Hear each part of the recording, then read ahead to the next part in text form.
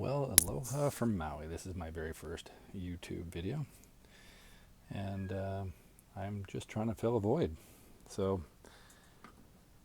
I've been watching Josh's ham radio crash course videos, and despite having my license for 5 years, I'm kind of getting back into it and decided I wanted to do as he said, get an upgraded antenna, which I had previously on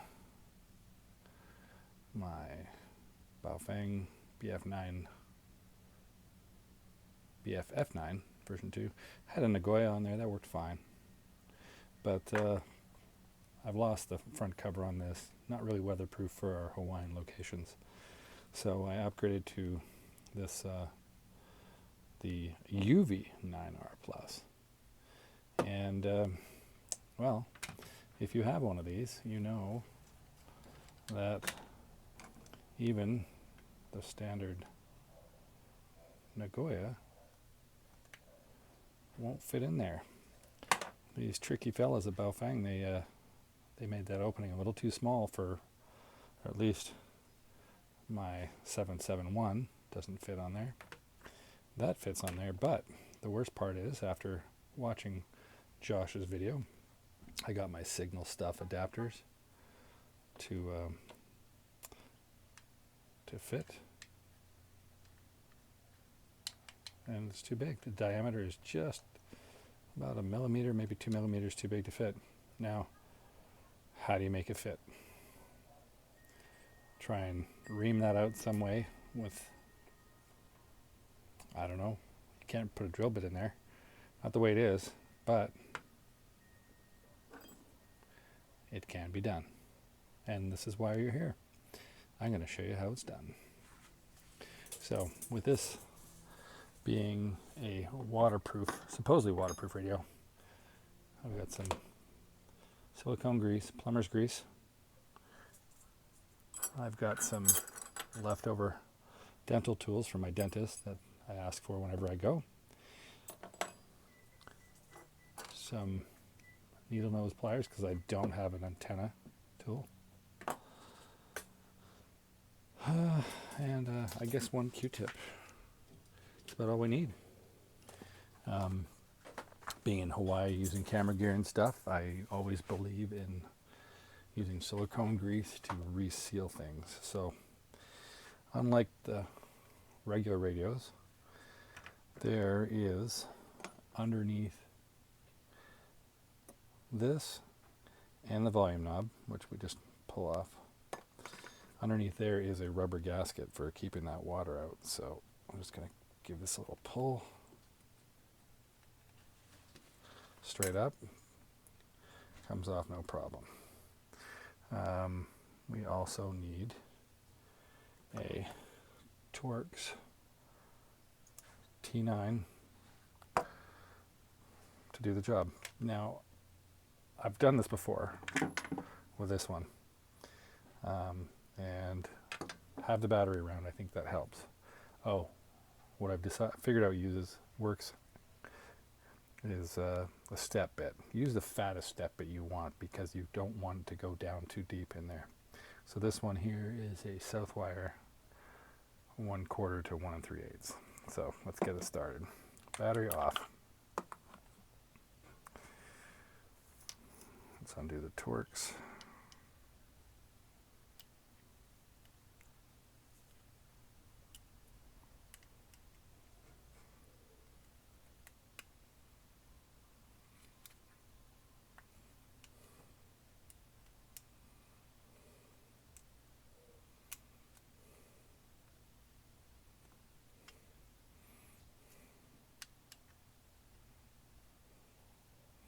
So you'll notice these ones, the bottom has short screws. And if you look, there's also a rubber O-ring on each screw. So don't lose those if you want this to remain any waterproofness. Then that's pretty important to keep those. So, there's two.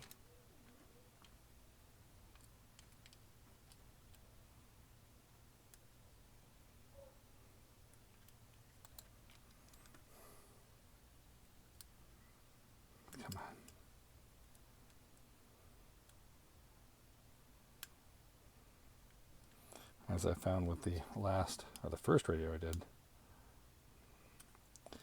one of these Torx screws was actually kind of stripped.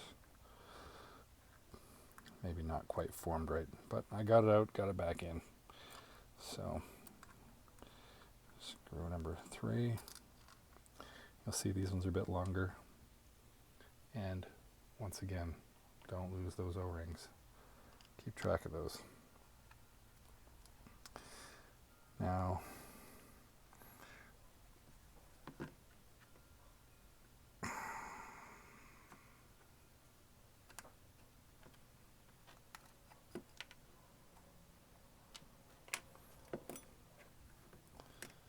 I did loosen this off a little bit already, just so you wouldn't have to watch it.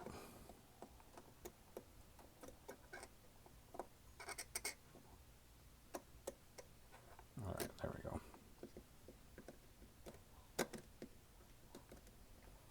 I had shorter ones before that worked probably better, but to offer clarity with this video, I'm using the longer ones,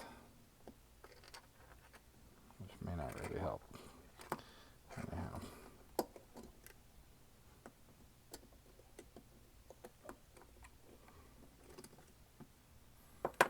Here comes the dental tool. That'll help. Alright, save that one. Now there's that rubber ring I was talking about. Can you see it? Yeah, I'm Canadian, living in Hawaii. I'm also American too, but that Canadian accent. There's a rubber seal there, as there is underneath the power on-off volume button switch. Alright.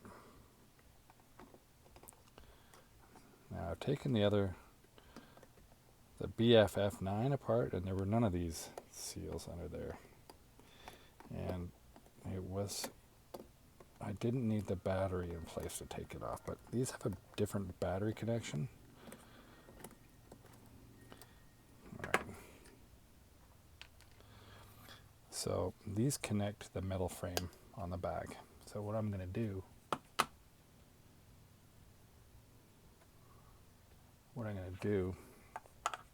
is put the battery in, lock it in place, and that way it'll allow me to pull that whole back piece off a lot easier than trying to use this booge tool. So once it's up and out, you have to pull those down and give it a little wiggle. But don't lose those rubber rings. There we go. So there's one down there, and there's this one here. So what I'm going to do, I got big hands. If you don't have big hands, maybe take off the battery now. Be very careful not to pull apart your ribbon there to the speaker. Now at this point, take your step bit with your hand and just slowly go back and forth and ream that out. In this case, with this south wire bit, I mean, this is a $40 bit. I'm sure if you get any of the fatter bits from whatever hardware store you're at that are cheaper,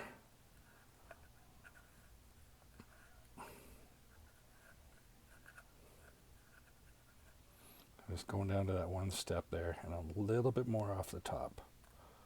Okay, so it doesn't look like much, but this should sink halfway down. Not quite as far as that one. Let's go a little bit more. So now you're not taking off just the inside, you're taking a little bit off the top.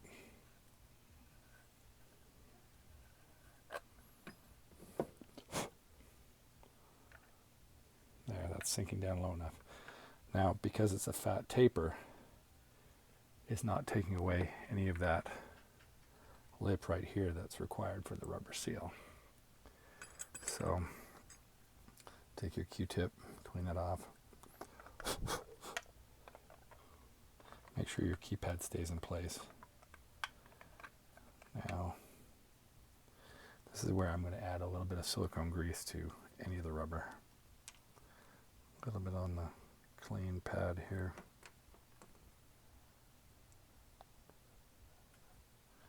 Just where the rubber meets the plastic, and right on the rubber itself. And I'll do it along here, all along the seal here. Being that this is plumber's grease, it should be,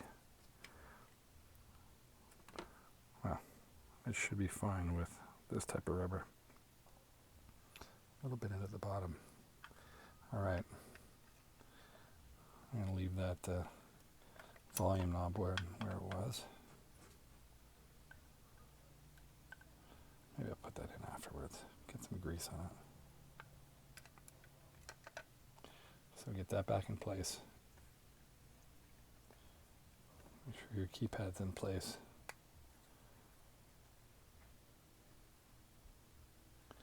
Your rubber seal is not binding anywhere.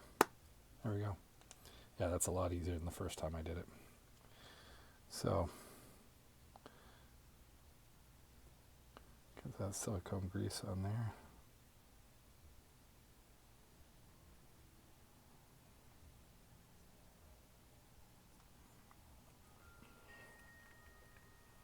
A little bit more for this one. I found that this one really was binding a lot on this set ring, whatever, nut. Little on there. Get that cleaned off. There's the other side of that. That one's clean.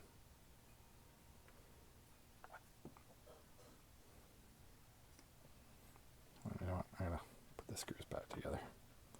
So the long ones went in the top.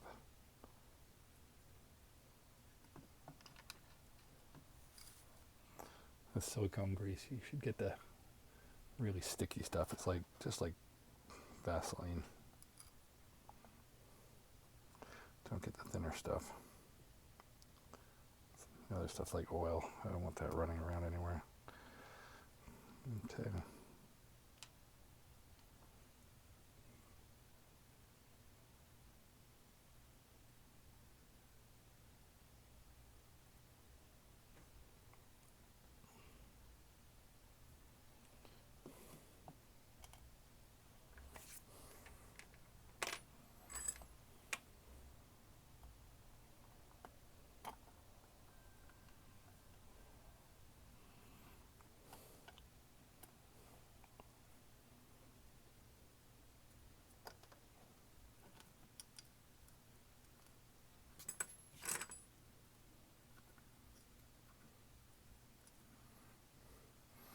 That opening for the antenna is really, really tight, so make sure you test fit it after you get these screws in to make sure you got it in there centered.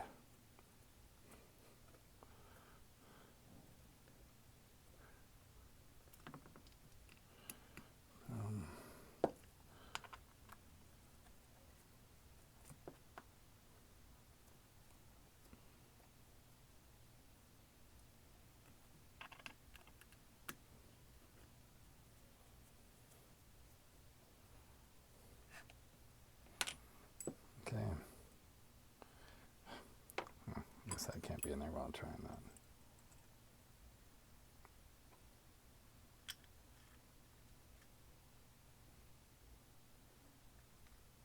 Yep, that's going to go down. So, a little bit more grease on there. Where's my...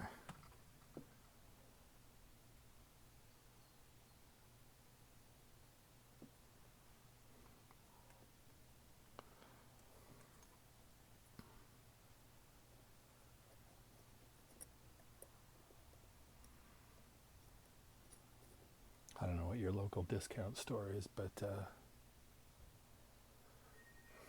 local discount stores that sell dental tools, I think anybody who does any kind of tinkering should have some of these.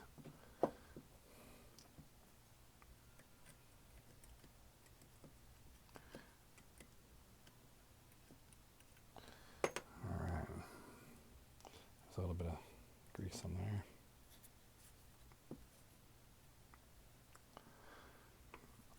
And this tool has less edge on there, so push that down.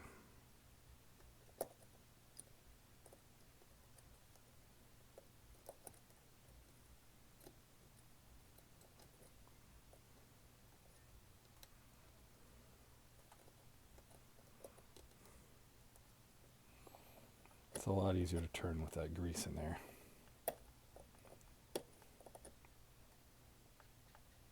And if you're ever doing any diving or waterproofing your camera gear, you know that silicone grease is the sealant for keeping that rubber seal effective.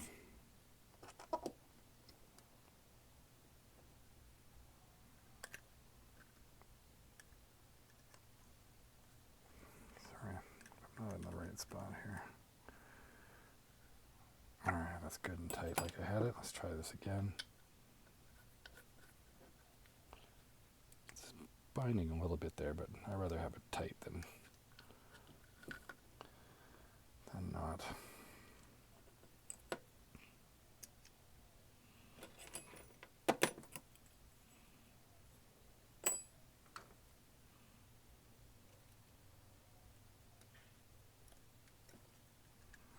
Yeah, you got to get that rubber seal down a little bit before.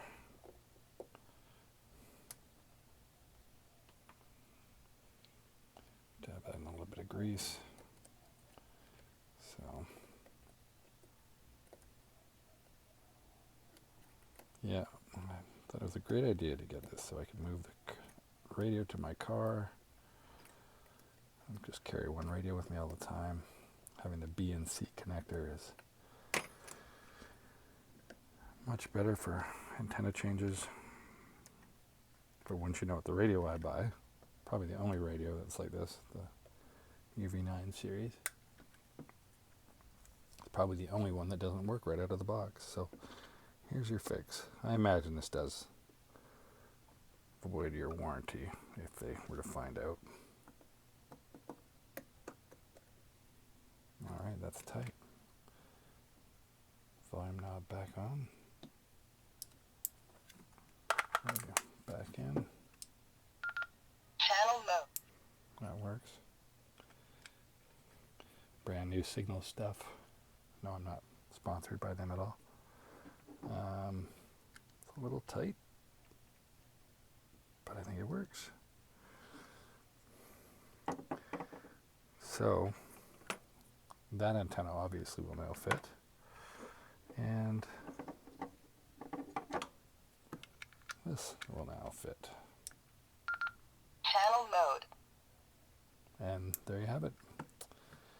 By the way, my name's Grant WH6FEN here in Pukalani, Maui, Hawaii, the United States, planet Earth.